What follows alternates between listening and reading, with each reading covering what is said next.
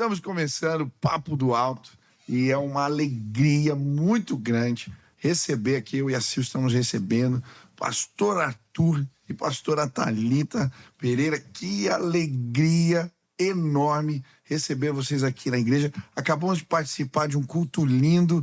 Pastor, como é que foi? Como é que se sentiu aqui na igreja? Meu Deus do céu. Primeiro, nós é que agradecemos. É uma honra para a gente estar aqui, não é isso, filha? É verdade. Já nos inspirávamos muito em vocês e agora mais ainda, né? A noite de hoje foi sobrenatural. Uma atmosfera tão poderosa da presença de Deus em tudo, né? Desde louvor, cada momento, vidas salvas, né? Muita gente que foi atraída por Deus hoje. E o teu apelo foi sensacional. Vocês nunca viram o Arthur fazendo apelo? É demais. Ele foi contando ali, o povo ia descendo e cada vez que você começava de novo, a gente tinha a expectativa que alguém descesse de novo. Foi tremendo. Que coisa linda. Eu tive o privilégio, gente, esses dias de ficar juntos. Sim. E vocês são incríveis. A gente tá muito feliz. Uma humildade, um carinho, uma gentileza, conversas boas. O casal tem as idades parecidas, sim, né? E 30 e poucos anos. É verdade. É bom deixar isso bem registrado aí. Mas contem um pouquinho para nós. Tem gente que não sabe a história de vocês, da igreja. Sim. Por que a igreja chama Igreja do Amor? Conta pra gente. Eu vou deixar a Thalita, porque ela fala mais rápido e com mais detalhe. Uau, a nossa igreja chamava Terceira Igreja Batista em Maranguapium. O nome do bairro já é bem grande. Então, como nós éramos Terceira Igreja Batista em Maranguapium, era um nome muito longo. E a gente sempre falava assim, ai meu Deus, esse nome tão comprido, a gente não conseguia nem fazer um site. A gente tinha o desejo no coração, né, de alguma forma diminuir isso. E a gente tinha um temor muito grande, porque a gente sabia assim, ok, mas a gente não vai mudar o nome da igreja. Não tem como a gente mudar o nome da igreja assim, né? Só se for uma direção. Mas só que a comunidade já nos chamava de Igrejinha do Amor. Nós éramos uma igreja muito pequena. E começamos num lugar, como o Arthur compartilhou hoje na igreja, um lugar onde ninguém queria ir. Era um lugar à margem da sociedade, era um lugar de muita droga, prostituição.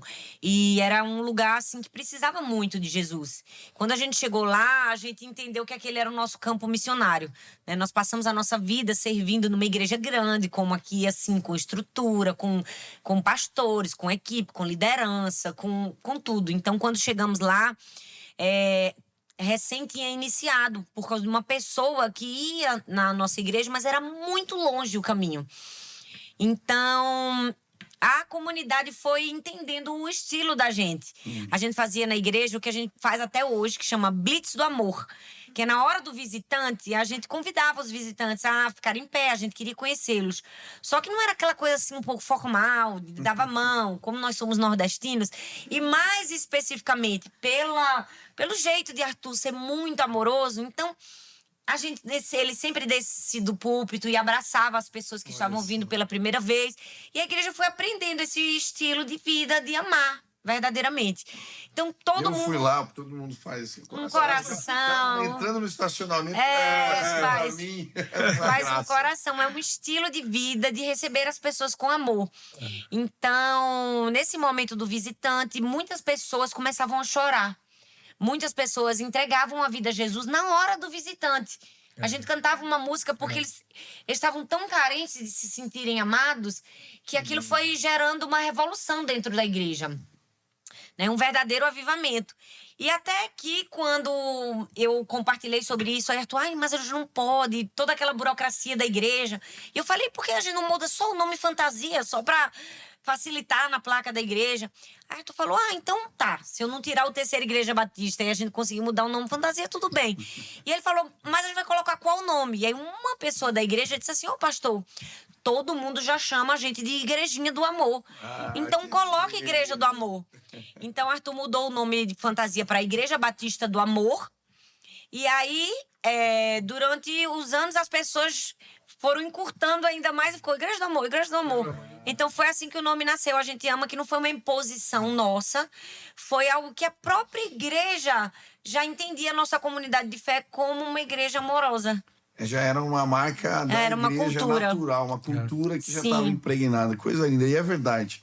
Eu sou suspeito para falar do Arthur. Eu e a Sil, quando conhecemos, a gente já se apaixonou, porque ele é muito gentil, gente. É uma gentileza em tamanho. Ele abre a porta, eu fiquei olhando, abriu as portas para a esposa toda hora. A Sil só olhava para mim assim. Você me deixou constrangido. Ele abriu a porta até para mim, ele é todo educado, todo querido. Então você é demais, cara. Sou teu fã. A gente tá muito feliz. Conta Ele é mesmo. O teu chamado, assim, como é que você entendeu que Deus tinha algo contigo no ministério? Como é que é a tua história? Eu cresci numa igreja batista, meu pai pastor, e eu sempre servi em somente tudo. A gente como filho... Faz tudo, né? Ó, Filho de pastor faz Filho de tudo. não, pastor. vocês sabem como é que é. Eu tocava no louvor da UBA, eu fui presidente da UBA. Você é batista. Uba é União Batista de Adolescentes. A gente tá um pouco velho agora. Toquei. Aqui é Juba. Começamos. Aqui é Juba, é? Juventude Batista, né? Toquei na UBA, fui presidente da UBA, fui professor de escola bíblica dominical. Olha só.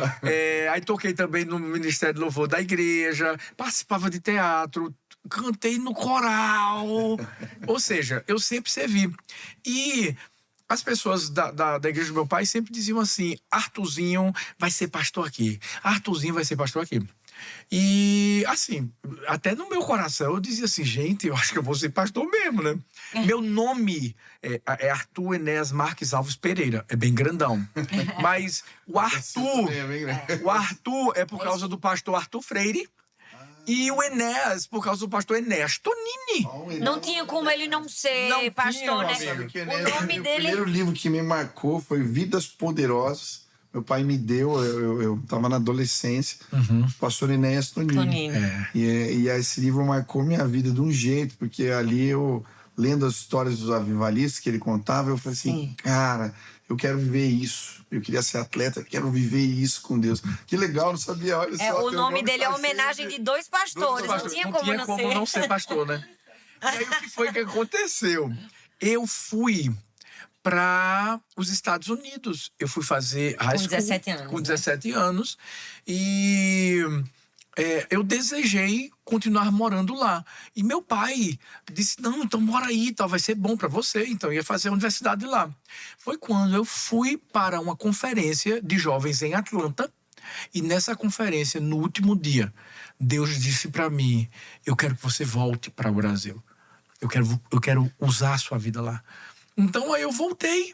Quando eu voltei, eu já disse pro meu pai, vou entrar no seminário, né? Eu também fiz direito e tal, mas eu já fui bem focado mesmo para poder viver o chamado. Eu imaginei que seria na igreja do meu pai, aí foi quando Deus mudou tudo, quando Deus trouxe Gênesis 12 ao meu coração, dizendo que ia fazer a mesma coisa comigo. Eu disse: não, acho que isso aqui deve ser coisa da minha cabeça. Se eu chegar pro meu pai e falar que Deus falou comigo, eu vou ficar na minha.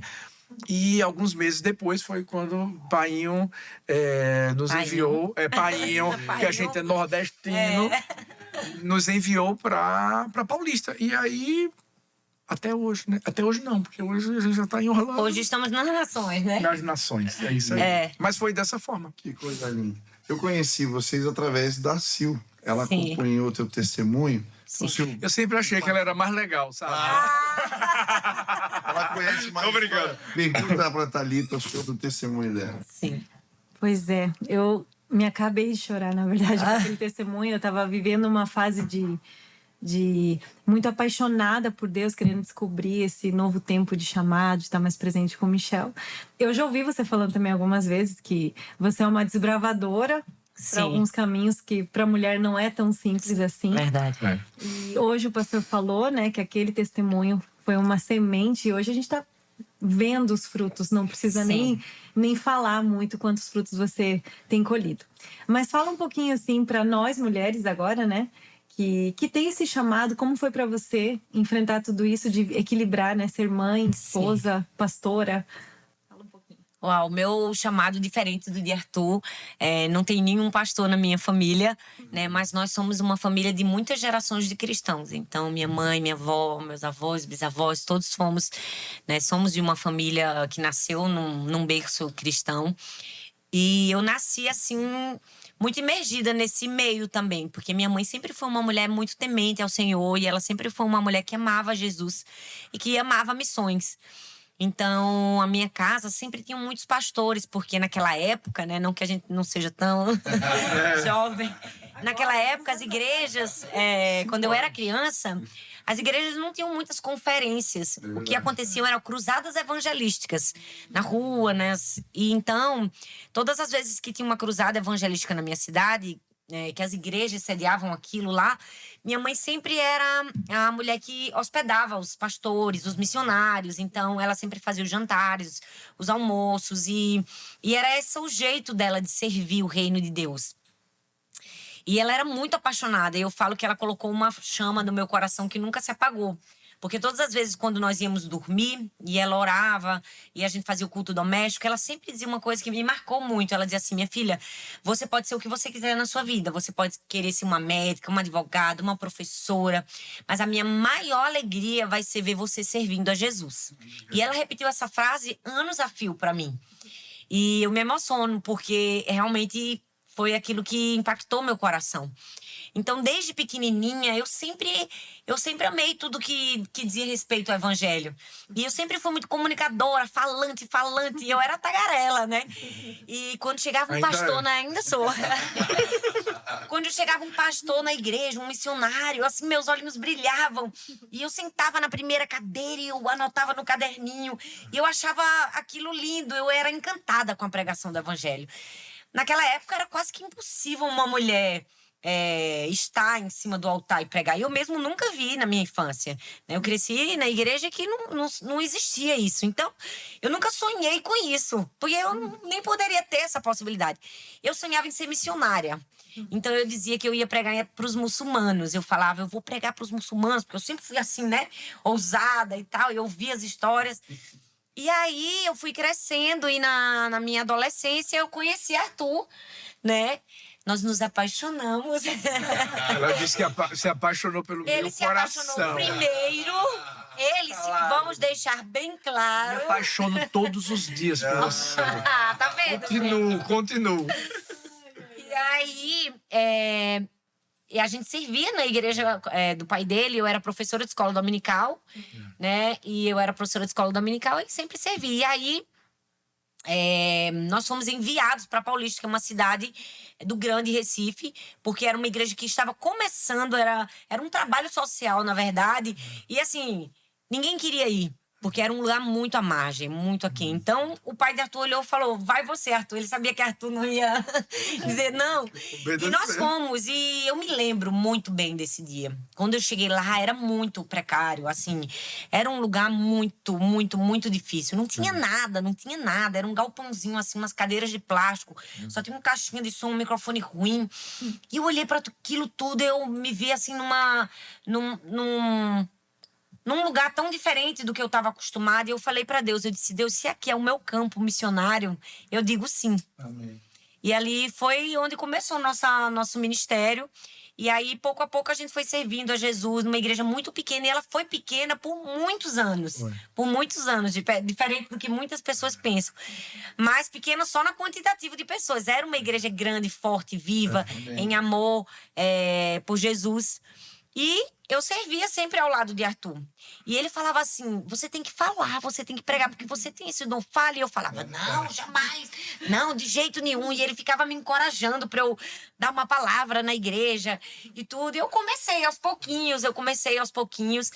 E eu lembro que eu fiz Direito e Sociologia, me formei. E eu trabalhava na Justiça Federal, no TRF. E eu me lembro que no dia da minha formatura foi o dia mais marcante do meu chamado. Porque no dia da minha formatura, sabe quando você se forma, aquele palco sobe com os formandos, assim? E quando o palco tava subindo no teatro, que eu vi todos os meus colegas com o canudinho vermelho e todo mundo, eu sou doutor agora, né? Eu sou advogado e tal. E eu levantei meu canudinho, mas eu não senti aquela satisfação dentro de mim. Eu senti algo muito estranho e eu falei assim pra Deus, ali mesmo, naquele lugar, eu falei, Deus, se o Senhor quiser que eu use isso aqui pra sua glória, eu vou usar. Mas se o Senhor quiser que eu abra mão também, eu estou disposta a abrir mão.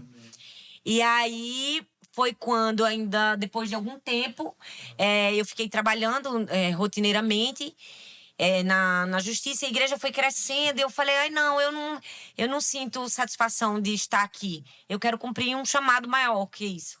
E aí eu abri mão e comecei a servir voluntariamente na minha igreja, como até hoje. E aí eu comecei a pregar mais, e aí depois... Ela começou a pregar mais e eu sempre falava pra ela, filha, tem um jeito diferente, prega e tal. Aí o povo começou a gostar. Eu disse, vou botar mais pra pregar mesmo. Aproveitei. E aí Deus começou a fazer... A gente falava que, assim, aquela pastora do sotaque... Do sotaque, o sotaque é muito forte. Assim, aparecia um recorte, falei, quem que é essa mulher que fala desse jeito e tal? E eu acho que também assim, uma virada de chave, se eu posso dizer assim, na minha vida ministerial, foi quando eu compartilhei meu testemunho, já que você falou, né? Porque nós temos três filhas hoje, mas nós tivemos 4 filhas. A nossa primeira filha, durante 3 meses, nós ficamos numa UTI de um hospital com ela. Ela nasceu com várias síndromes, malformações no coração, no intestino, na bexiga. E foi um tempo de muito sofrimento. E nós éramos jovens, nós liderávamos a igreja. Eu acho que as pessoas olharam pra gente e pensaram assim, bom, agora eu acho que eles vão sucumbir, acho que eles não aguentam, porque foi muito duro. E realmente o testemunho é muito forte, realmente. E olha que eu nem falo tudo ali, né? E aquele era um dia das mães. Aquele domingo foi um dia das mães. Já se tinham passado 8 anos. Você já 8 pregava antes disso? Não, eu pregava muito pouco. Eu pregava uma vez ou outra, eu pregava. E aí, como era dia das mães, Arthur fez assim, é dia das mães, quem tem que pregar é você. E não tem sentido um homem pregar no dia das mães, tem que ser uma mãe. A Sil pregou agora, né? Olha aí, Sil, você, dia das mães, você sempre tem que pregar. Já entendeu, né? Já entendeu, né, Sil? E aí, ele falou... e aí, quando ele falou comigo, ele disse assim, por que você não conta nosso testemunho? Até então, a gente nunca tinha falado pra ninguém. Então, nem as pessoas próximas da gente sabiam quão dolorido tinha sido pra gente. Porque a gente viveu experiências tão marcantes que a gente dizia assim, acho que nem vale a pena a gente contar, porque já foi tão sofrido, né? Outra pessoa vai sofrer tanto. E aí, eu falei, não... A princípio eu neguei, eu falei, não, domingo, não tem como dar testemunho, tem que pregar a palavra. Eu inventei 1 milhão de desculpas, né? Que eu não queria falar. E eu falava, não, eu vou contar minha história 3 vezes, porque são 3 cultos. 3 vezes, vai ser muito difícil, não. E aí, durante a semana, eu senti aquele incômodo do Espírito Santo dizendo, fale. E aí eu falei, ai Deus, aí eu me ajoelhei. E era um quarto que a gente tinha, que era na frente de um hospital infantil. E durante muitos anos nós moramos nesse apartamento, era um apartamento pequeno, e era dolorido pra mim. Porque, como era um hospital infantil, eu ouvia muito choro de criança. E eu não tinha filhos. Assim, naquela época, depois do testemunho, eu já tinha, mas durante muitos anos eu ouvi aquilo. E aí eu me lembro que eu ajoelhei ali, eu falei, Deus, olha, eu tenho tantos defeitos, mas eu não sou desobediente. Se o Senhor quiser que eu fale, eu vou falar. Se o Senhor fala comigo, me dá uma palavra, me diz alguma coisa. E aí eu sentei, fiz um sermão temático, né? Porque eu tinha que dar um testemunho, eu disse, eu tenho que dar um jeito aqui.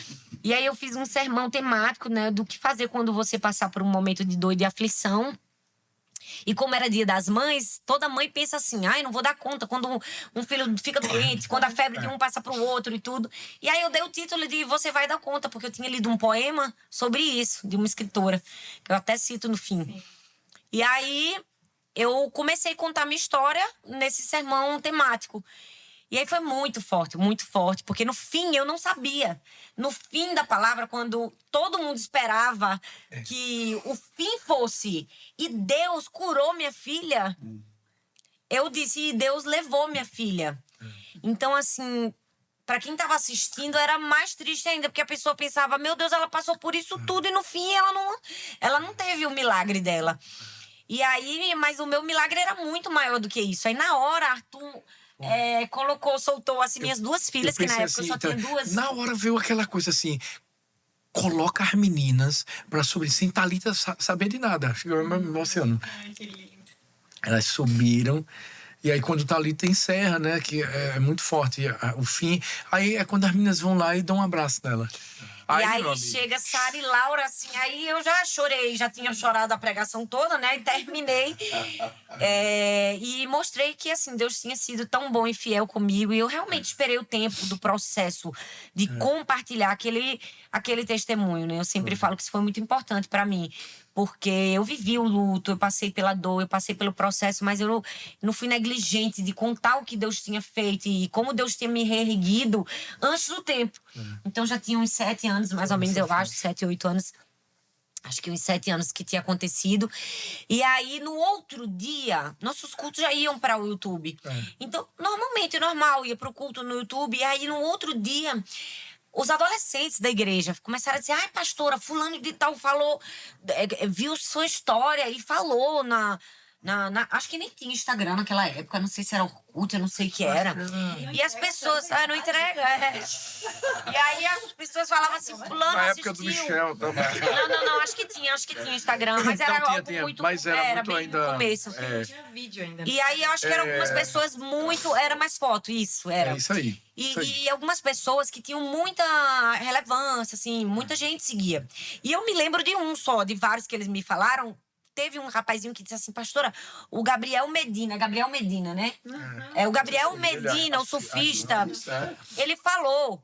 Aí eu falei: mas eu não sei, quem é Gabriel Medina? Eu perguntei, né? Porque eu não conheço de esporte e tal. Eu falei: pastora, o surfista número 1 no mundo.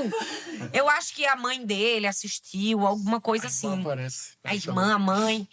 E alguém falou, e eu achei: meu Deus, como o meu testemunho chegou nessa pessoa. Eu fiquei pensando, né? E aí, em poucos dias, muitas visualizações. Eu comecei a receber muitos e-mails de muitas mulheres em sofrimento. E eu fiquei: meu Deus, quando a gente sofre, a gente pensa que só a gente tá sofrendo aquela dor daquele tamanho. E a gente começa a ter um vislumbre de que é muito maior. Eu recebi cartas de todos os países que você pensar, imaginar no mundo. Que coisa. De pessoas, Polônia, em tantos lugares, que elas mandavam suas histórias. Mulheres que haviam perdido filhos, mulheres que tentavam, mulheres que tinham sido abandonadas. E foi muito forte como a minha dor conectou-se com a dor de muitas mulheres. E ter uma mensagem, ao contrário, não vitimista, muito encorajadora, de dizer assim: olha, eu passei por tudo isso e venci, eu tô aqui, sabe? Deus pode te habilitar a isso. Porque com Deus a gente pode sim dar conta de vencedores e aflições e adversidades na vida. E aí eu acho que as pessoas passaram a me conhecer, assistiram as mensagens e foi assim.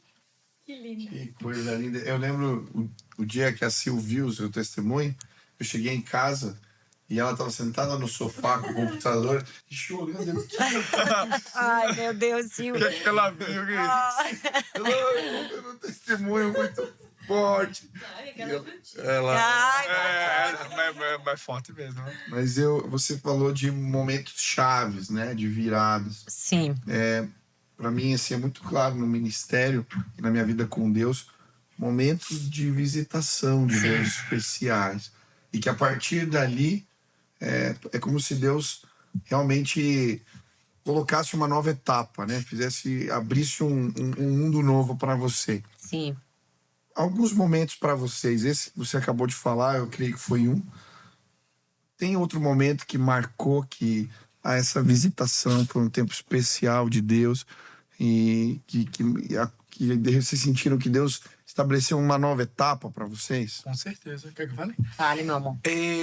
Quando a gente saiu do templinho, porque assim, muita gente estava sendo alcançada e a gente já estava fazendo o quê? 2, 3 cultos lá naquele templinho.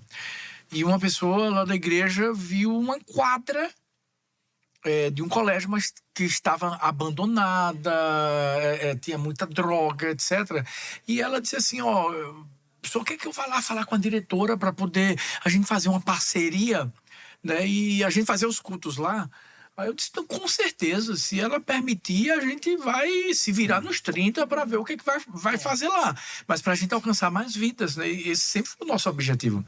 E aí ela falou com a diretora, conseguiu a quadra, a gente teve que reformar, porque tinha buraco, tinha um bocado de coisa, mato pra caramba. E a gente foi fazer o nosso primeiro culto. Colocamos umas 1.700 cadeiras. E aí a gente disse, mas e agora? Telão, isso, aquilo. Não, vamos colocar data show aqui desse lado, data show desse lado. Tinha que colocar som. Então, ou seja, era tudo móvel. Montava e desmontava. Montava e desmontava. Um adendo aqui que eu me lembro, porque como a nossa igreja era pequena, acho que cabiam umas 300 pessoas. 300 pessoas. Era uma igrejinha de 300 pessoas. Só que tinham muitos cultos. E as pessoas ficavam do lado de fora. Às vezes a gente colocava na rua, assim, Fechava. telão do lado de fora, fechava a rua. E aí, no dia que nós fomos para essa quadra, porque era um projeto do governo federal na época que chamava Escola Aberta. Eles abriam a escola para a comunidade. Durante o final de semana, nós evocamos esse projeto e ajudamos eles, que era um ponto de tráfego. E quando Arthur disse assim, não, vamos encher tudo de cadeira. Ainda tinha uma quadra. Eu pensei, meu Deus, meu marido é muito visionário, para não usar outra palavra. Pensei, 1.700 cadeiras, tá vendo que não tem essas pessoas? Tá vendo que a gente não... Tá vendo que não vai vir? E eu me lembro que no dia eu olhei para trás, que eu vi aquele mundaréu de cadeira de 1.700. Ainda tinha uma arquibancada. Eu falei, o que é que ele tá fazendo? Mas aí termina, meu amor. Mas assim, Deus realmente atraiu, né? A gente sempre falava de Deus atrair as multidões, né? E Deus atraiu as pessoas, e aí vidas salvas. Para a gente foi também um novo ciclo. Porque foi a partir daí que Deus foi colocando novos sonhos no nosso coração. Lotou as 1.700 cadeiras, lotou a arquibancada. E eu me lembro que nesse culto... no apelo, nunca vou me esquecer, nesse culto, no apelo, 133 pessoas aceitaram Jesus. E aí a gente falou, ai, gente... Fazia nesse formato? Já fazia nesse formato. Já fazia. Como é que você imagina esse formato? Onde você viu? Eu acho que foi algo tão assim de Deus no meu coração. Eu amo fazer apelo, eu amo vidas, né? Então, para mim, é o ápice, né? De pregar, tal, isso, aquilo, outro, e de entender que agora o Espírito Santo já convenceu do pecado, da justiça e do juízo, é só a gente lançar a rede. Eu não me lembro muito bem, assim, da forma como começou, mas eu comecei, assim, a gerar uma expectativa no coração da pessoa, e eu vou contar de 1 até 3. Então, você que veio aqui para tomar essa decisão, levanta a mão. Então, aí... né, começava com essa contagem e depois eu sentia no meu espírito que tinha pessoas. Tinha mais gente, Mas assim, a gente sabe que não é fácil, porque é uma guerra espiritual. Eu já vi pessoas lá de a pessoa querer tomar essa decisão e ela mesma não consegue. Não. Assim, na cadeira, e só depois ela conseguir tomar. E aí eu disse, não, então dá um abraço na pessoa que está perto de você, porque ela pode te ajudar. Eu sempre sou muito claro nesse apelo. E digo assim, ó, ninguém vai forçar você a tomar nenhuma decisão. É uma coisa sua. Então, se você quer, ou você levanta a mão só, ou então pede ajuda da pessoa que está perto de você. E essa coisa da contagem regressiva é porque é uma verdade para a nossa vida. Eu acho que é uma mensagem que Deus quer deixar para todo mundo. Aproveita a oportunidade, porque pode ser a última. E aí eu comecei a fazer dessa forma e pegou, não foi, né? Eu falo que ninguém faz um apelo como o dele, porque ele é tão apaixonado por vidas, assim, ele é tão evangelista, que ele vai, e eu fico, ai meu Deus, que coisa linda, eu não consigo fazer esse apelo. E eu me lembro que a gente tinha um amigo que ele brincou, ele é pastor, e Arthur foi pregar na igreja de um outro amigo nosso, e ele falou assim, eu só te peço uma coisa, não inventa de você fazer o apelo. Falou, deixa o Arthur fazer o apelo dele é mais apaixonado. Mas assim, pra gente foi um momento muito chave. Porque a mudança foi que fez a gente começar a enxergar mais ainda o que Deus estava querendo fazer. E aí foi quando a gente começou a sonhar com o nosso local, um terreno próprio. E aí Deus vai colocando aquelas loucuras no coração da pessoa, né? E a gente vai falando, vai dizendo, não, porque Deus vai fazer isso, vai dar isso. Mas as pessoas sempre acreditavam. E aí veio outro momento chave, porque nós fomos convidados de forma compulsória a sairmos... O advogado que existe dentro de nós. A sairmos do local onde a gente Fomos estava. expulsos, em outra palavra. Por uma promotora da cidade e tal. Sério? Na verdade, desculpa, meu amor. Na verdade, a diretora amava que a igreja estivesse lá. porque nós ajudávamos a escola e ali era um ponto de tráfego. Então, a gente ajudava os alunos, por exemplo, a verba que eles não tinham para ir. E os traficantes começaram a se converter. E ali, assim, que era um lugar escuro, agora tinha luz. Enfim, começamos a servir a comunidade. Mas aí teve uma promotora, né, que ela disse assim, esses crentes estão crescendo demais. Sério? Literalmente. Saímos de lá, eu disse, meu Deus, mas e agora? Eu pensei, né? Isso é o diabo tá se levantando. Já bota a culpa. E aí foi quando Deus falou assim para mim, filho, sou eu. Porque a gente estava crescendo muito lá, muitas vidas sendo alcançadas, eu não sei quantos cultos, e de certa forma você se acomoda, foi o que eu preguei hoje. Verdade. É. Você se acomoda, que lindo, glória a Deus, e Deus está dizendo assim, você acha que é só isso? E aí foi quando eu entendi que Deus estava fazendo com a gente como Penina fez com Ana, de empurrar a Ana para viver a promessa dela, né? E aí eu disse, não, peraí então, a gente vai para onde? Só tinha um lugar pra gente ir, não tinha nenhum outro. A gente começou a procurar. Não tinha nada, nem que quisesse só alugar. Tinha uma quadra, que era uma quadra que ficava na frente do colégio, mas era descoberta. Era Associação de Moradores. Era Associação de Moradores, Associação de Moradores de Maranguapium. Que Não era coisa. uma quadra, era uma quadra de Ele tá salão, sendo bem de pedra. gentil. Tinha umas, Ele tá sendo bem Aí eu gentil. disse, Deus, O onde é que documentário eu da vou? igreja mostra essa quadra. Pra onde a gente vai? Aí Deus disse assim, vocês vão pra lá. Eu disse, mas não tem coberta, não tem nada. Se chover, o povo vai correr. Aí Deus disse assim, ore e peça para não chover enquanto vocês estiverem aí. Olha só. E eu disse, bora então, né? Deus não deixa de chover, não. Mas assim, lá no meu coração, Deus falou assim, agora ia ter o primeiro culto. Você vai dizer para o pessoal, nos cultos que vão acontecer, que dia de quarta e dia de domingo não chove em Paulista. Não chove. Os dias de culto da Igreja do Amor. Você não orou, agora fala que você orou. E foi tão lindo, porque foi um outro momento chave, porque Deus nos deu mais ousadia para a gente poder viver o que a gente vive hoje. E aí eu disse, então eu vou fazer isso. Aí eu falei pro pessoal no primeiro culto, gente, olha, a gente vai passar um tempo aqui, eu não sei quanto tempo ainda, nós estamos procurando um lugar, mas eu creio. Já orei e Deus disse que não chove em Paulista dia de quarta e dia de domingo. Meu enquanto Deus. nós estivermos o pessoal celebrando. Que lindo. Porque o nordestino e o povo da igreja não põe muito assim. Animado. Né? E eu lá no meu coração tava assim, Deus segura a Por favor, chuva agora. Deus. Por favor, Foi igual Deus. Elias. Fecha o céu. Fecha o céu agora. Muito lindo, porque passamos meses lá, não choveu Nenhuma quarta e nenhum domingo. Nenhum dia culto. de domingo. E foi quando Deus nos honrou e a gente foi para um outro local, que era o Alta Unção, né? Que era uma casa de shows. Foram fases que a Foram gente foi fases. Que Foi. lindo. E Mas nesse- essa história da chuva é muito boa. Né? a Foi história da assim, chuva. Não, é tão engraçado que teve um evento. A gente no. Foi. Teve um dia, num sábado, que acho que era dia dos namorados, e a gente quis fazer um evento pros casais da igreja. Foi isso aí. E aí a gente fez um evento pros casais, mas era um sábado. E aí nesse dia choveu. Aí o irmão falou: tá vendo, pastor? Você só pediu quarta e domingo. Devia ter incluído o sábado. Deveria ter incluído sábado também. Ah, que coisa Foi linda. marcante. Foi pra marcante. gente. Eu acho que de de Deus. todos, Ah. Arthur falou de momentos muito chaves e especiais pra gente. Mas de todos, o mais forte foi o seguinte, é isso. Porque a gente foi parar na quadra aberta, né? Literalmente, nós fomos expulsos. A gente não tinha pra onde ir, a igrejinha já não comportava. Não tinha nem como a gente ia ter que fazer 30 cultos ali. E aí, nessa época, Arthur tinha lido um livro do pastor da Gateway Church, o Robert Morris. E esse livro, livro? é Uma Vida Abençoada. Abençoada. Esse livro é muito forte. E aí Ele ele... deu para todos os membros da igreja. Esse livro. Uau, que lindo. Muito E legal. esse livro é muito forte mesmo. Ele tem uma vida abençoada e uma vida mais que abençoada, né? O segundo. E aí, quando ele leu esse livro, ele assistiu, na verdade, uma pregação. Ele sempre assistia as pregações norte-americanas e tal. E ele assistiu uma pregação que esse pastor Robert Morris, ele dizia assim, que os Estados Unidos estavam vivendo um tempo em que eles não estavam vendo mais tantos milagres porque, de alguma forma, eles se acomodaram na generosidade e tudo.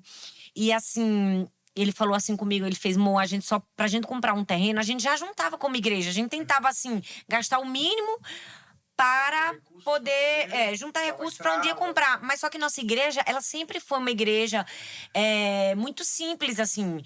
Então, era um lugar muito simples. Então, humanamente falando, era muito difícil pra gente. Não tinha nada, não tinha um empresário, não tinha como. Então, eu me lembro que quando ele viu essa mensagem, ele falou assim pra mim. Ele disse assim, amor, eu senti no meu coração que Deus está chamando a gente para fazer algo maior, que Deus está chamando a gente para agendar tudo que a gente tem. Tudo bem que a gente não tinha tanta coisa, mas na época eu tinha um carro bom e a gente tinha uma poupança que a gente estava juntando para comprar nosso apartamento. E Arthur trabalhava e eu também trabalhava fora, né? Nós éramos voluntários na igreja. E aí eu falei, não, se Deus falou com você, vamos fazer. E aí eu me lembro que na época era 110 mil, não sei, não me lembro. E aí Arthur falou com o gerente do banco que queria que fizesse a transferência para a conta da igreja. E aí até o gerente do banco falou assim, não, mas tem certeza que você vai dar para uma igreja? Aí, um pouquinho. Aí Arthur falou... Faça hoje. Aí Arthur fez e a gente colocamos o nosso carro para vender. E aí eu me lembro que... Essa época era Orkut. Essa época era. E aí eu me lembro que eu falei, já que Deus pediu pra gente dar, então vamos fazer maior. E aí a gente, na época tinha um Orkut, eu tinha algumas amigas minhas e eu coloquei algumas coisas pra vender. Eu falei, olha amigas, eu tenho algumas bolsas, eu tenho algumas coisas de mulher, já tinha uns relógios e tal. E aí, de alguma maneira, alguém da igreja viu. Falou assim, poxa, os pastores estão se mobilizando de alguma forma. Acho que a igreja toda precisa se mobilizar pra gente ter um lugar. E aí começou uma onda, assim, que todo mundo começou a doar coisas e a gente começou a fazer bazar.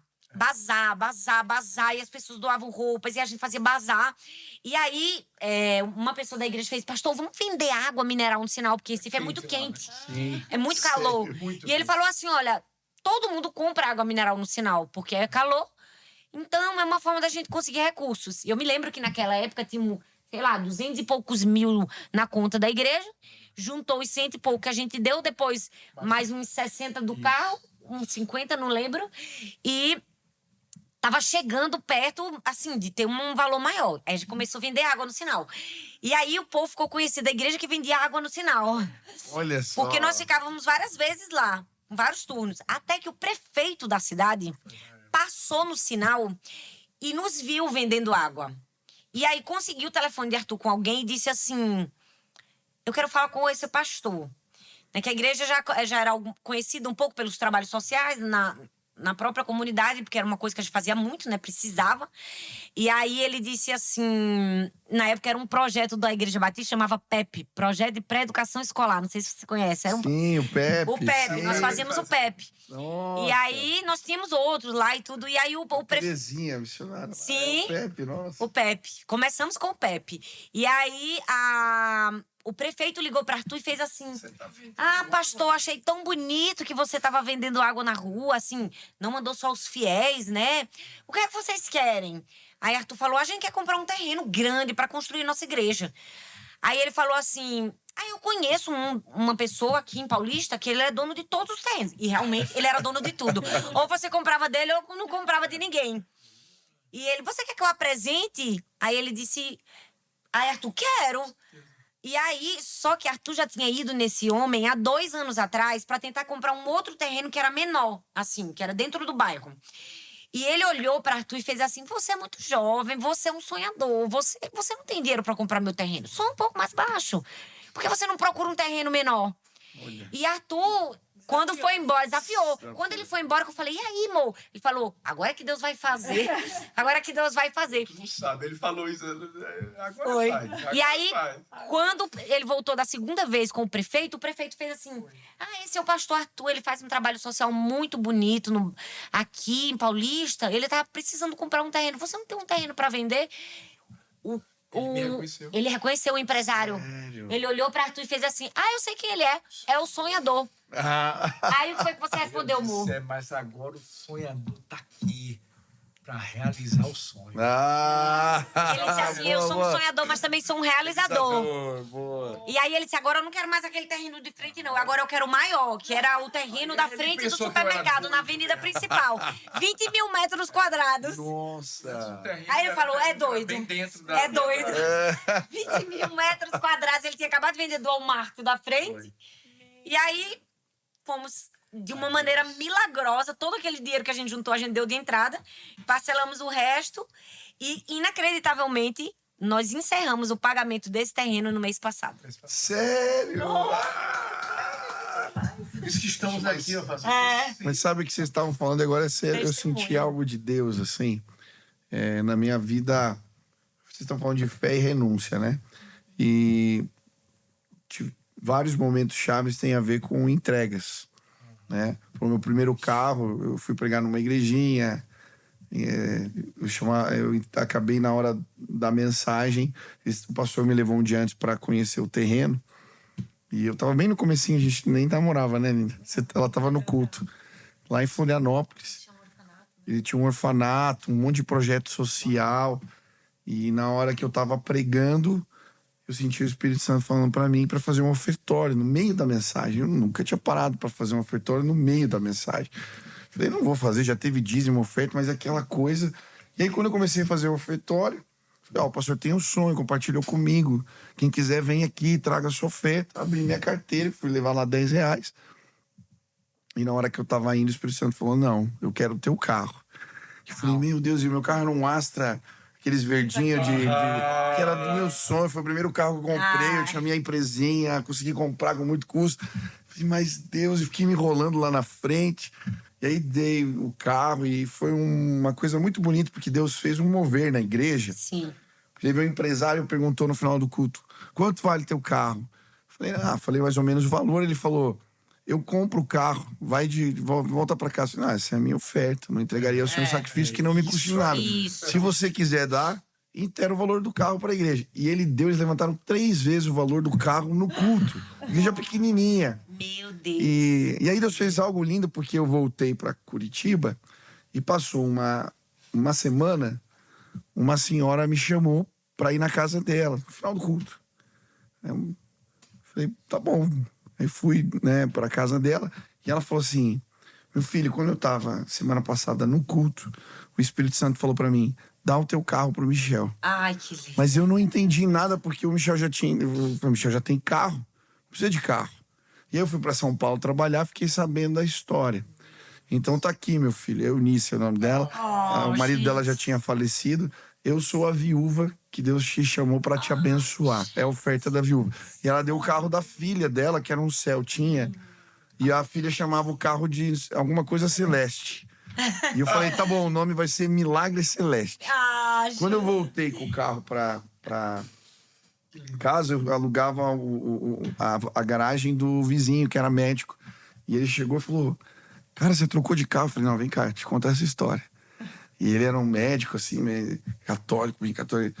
Você vai lá na minha casa, eu quero que você ore por tudo lá em casa. Ai, meu Deus. Isso aqui foi um marco, e eu tô pensando aqui na história da nossa igreja. Quando a gente começou a obra de construção, meu pai e minha mãe, eles deram o apartamento deles, nós demos o carro. Sim. E ali começou um mover que nos levou ao término da construção. Uau. E vocês estavam falando, e a gente tem sonhos para esse tempo. Eu quero fazer um estacionamento, quero construir um prédio, quero comprar o terreno do lado. E é impossível. Os valores são exorbitantes. Imagina. Mas eu creio que vocês vieram aqui para começar um mover de liberalidade. Sim. Deus colocou algo no meu coração quando vocês falavam. E eu creio mesmo que algo Sim. especial de Deus vai acontecer. A Sil sabe que a gente tem um coração, né, disponível, que Deus manda. Sim. E eu tô com algo no meu coração quando vocês falavam. Mas, glória a Deus, que coisa tremenda. Deus faz algo Deus tá lindo, fazendo, né? E eu ouvindo a história de vocês, gente, né, vocês que estão ouvindo, a obra de Deus a gente não faz com dinheiro, a gente faz com fé. Uau, Se você tem coragem de obedecer e entregar, Deus, ele é poderoso. Ele faz pão cair do céu, ele faz coisas incríveis. E a história de vocês é prova disso. Uau. Eu fui muito abençoado aqui. Deixa um recado aí para quem está nos Nós é ouvindo. que fomos. Quem está ouvindo, deixa um recado para quem está ouvindo. Eu quero só convidar vocês. Assistam tanto o documentário eu não vi, eu vou assistir. E o testemunho, você vai dar conta. Sim. Você vai ser ministrado demais através dessa palavra. Deixa um recado para nós aí, enquanto igreja, para quem está ouvindo a gente. O recado que eu vou deixar é o mesmo que eu deixei hoje aqui. Eu sei que a PIB de Curitiba já viveu coisas extraordinárias. E não é porque eu estou na frente de vocês. Mas vocês sabem que o que vocês já começaram a viver e ainda vão viver é muito maior. Mas muito maior. Eu falei algo para você hoje. Eu sei que você tem um coração de honra. Eu sei que você olha para trás e reconhece todo o terreno que foi preparado para que vocês pudessem hoje estar aqui. Isso é importante. E é essa honra de Deus que vai fazer com que, a partir de agora, as pessoas olhem para esse presente e o futuro que está se desdobrando e percebam que o que passou ainda é nada diante do que está por vir. Amém. Amém. A capa é lisa. Já está sobre vocês aí, Amém. com essa porção dobrada. Amém. E eu sei que falando isso, né, você que vai estar assistindo, e principalmente você que é da PIB, eu sei que vocês sabem que o que eu estou falando é verdade. Vocês têm pastores que têm um coração de Deus, Sim. que não vão medir esforços, né, para ver o reino crescendo, para ver Sim. vidas sendo alcançadas. Então, juntem-se a eles. Pega a mão de um lado, pega a mão do outro e vão em frente, porque tem muito mais para ser conquistado para o Senhor. Amém. Obrigado. Uau. Coisa linda. Foi um papo do alto mesmo. Sim, sim. Alto nível, Deus nos visitou. Obrigado pelo carinho. Obrigada também. Sil, ora aí para a gente encerrar. Agradece os nossos amigos aí. Vamos orar. Senhor Jesus, que privilégio, Pai, a gente poder compartilhar tantos testemunhos do Teu poder. Pai, assim como o pastor disse, nós queremos viver coisas maiores. Amém. Sim. Coloca os Teus olhos nos nossos olhos. Sim, meu Que a Deus. gente possa sonhar aquilo que o Senhor sonha, que a gente possa amar aquilo que o Senhor ama, Deus. Amém. Para que a gente, como igreja do Senhor, Sim, Jesus. construa o Teu reino aqui. Amém, Jesus. Coloca amor no nosso coração, Sim, Deus. meu Deus. Assim como o Michel disse, Pai, coloca um coração generoso, Deus. Sim, meu Deus. Amém, Seja uma Jesus. igreja que não meça esforços, Deus. Amém. Amém. Para construir aquilo que o Senhor está nos pedindo. Amém, Deus. Jesus. Muito obrigada pela vida da Thalita, do Arthur. Amém. Eles têm sido uma voz do Senhor aqui, Deus. E Amém. eu quero te pedir que o Senhor os cubra com todas as tuas Amém, bênçãos. Jesus. Amém. Proteja a sua casa, suas meninas. Deus. Amém. Eu sei que ali está vindo uma geração forte, poderosa Amém, no Jesus. Senhor. Amém. Por isso, abençoa, proteja. Amém. Obrigada, Deus, mais uma vez por esse tempo Amém. maravilhoso. Amém. Em nome de Jesus que eu oro. Amém. Amém.